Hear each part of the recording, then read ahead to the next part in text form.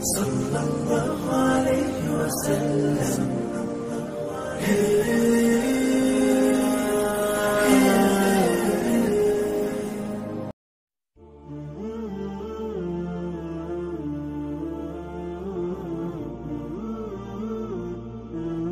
بسم الله الرحمن الرحيم نحمده ونصلي على رسوله الكريم أما بعد. You should never become despondent. If you become despondent and if you lose hope in Allah subhanahu wa ta'ala, then the help and mercy of Allah subhanahu wa ta'ala will not come.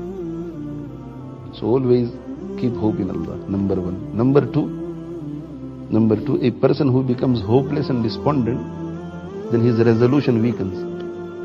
And when resolution weakens, he will not put effort. Because you've already accepted the defeat before the defeat.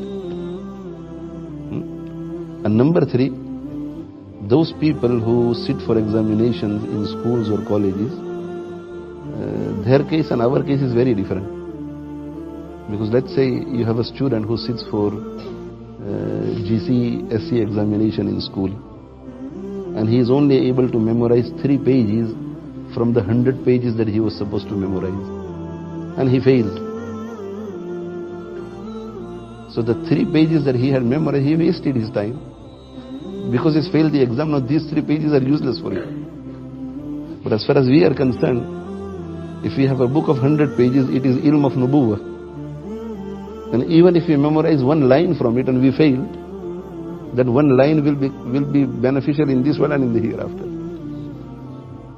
So as far as we are concerned, we are on the winning side all the time. If you have to sit for examination tomorrow for 100 hadith, and you can't study 99 hadith, you only study 1 hadith. Like we have studied part of hadith now. So you have not wasted your time. You've memorized 1 hadith. And there are so many virtues for acquiring knowledge. So why should you become despondent? Whether we pass in our exam or whether we fail in our exam, we are always winners.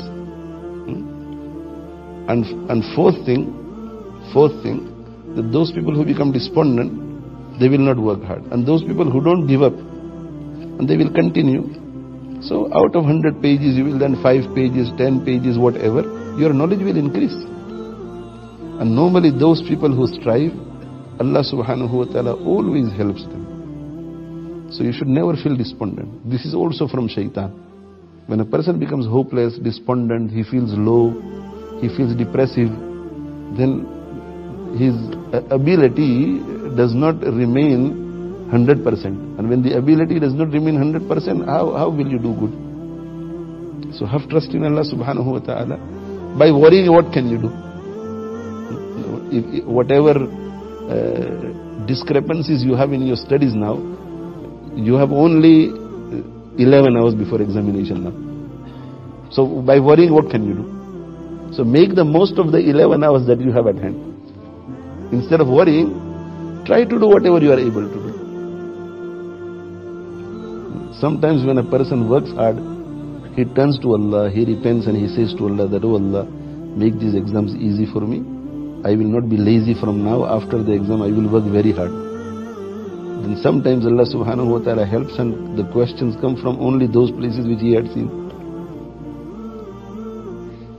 And if the help of Allah subhanahu wa ta'ala is not there, then you look at everything and just leave one thing out and the question will come from there.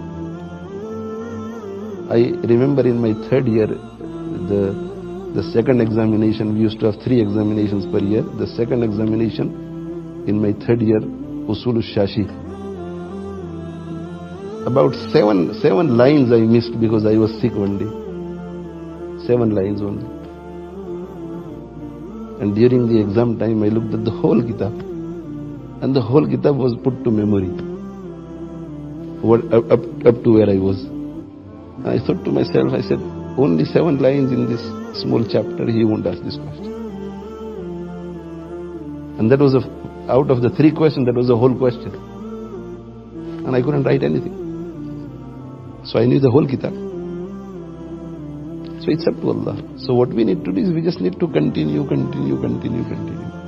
And a lot of students make this mistake also. They learn 2-3 pages, and when they finish the 4th page, they go back again to see whether it is still. They never go from that maze. They remain in those 3 pages only. Once you have memorized something and once you are content that yes, you know and you've understood, then just keep going further. And then just before the examination, 1.5 to 2 hours, just go through the main parts, the important. And during examination also, whilst walking, whenever you remember your exam, this is for everybody, college, university, everywhere. When you remember your exam, and when you feel worried about your exam, you should say, Ya Alimu, Ya Alimu, Ya Alimu. And when you are studying, and you can't understand anything, then a few times say, Ya Alim, Ya Alim, Ya. Turn to Allah and say, Ya Alim, Ya Alim, Ya Alim. Oh, the one with lot of knowledge. Oh, the all-knowing. So you are saying, Ya Alim, you teach me. And those of you who know Arabic should say, Ya Muallima Adam Allimni, Ya Mufahima Sulaymana Fahimni. Turn to Allah. Allah can make impossible possible. He can make impossible possible. But if you don't work hard and if you go to sleep during your imtihan night, and then you ask Allah to make impossible possible for you, He can make it, but He won't do it.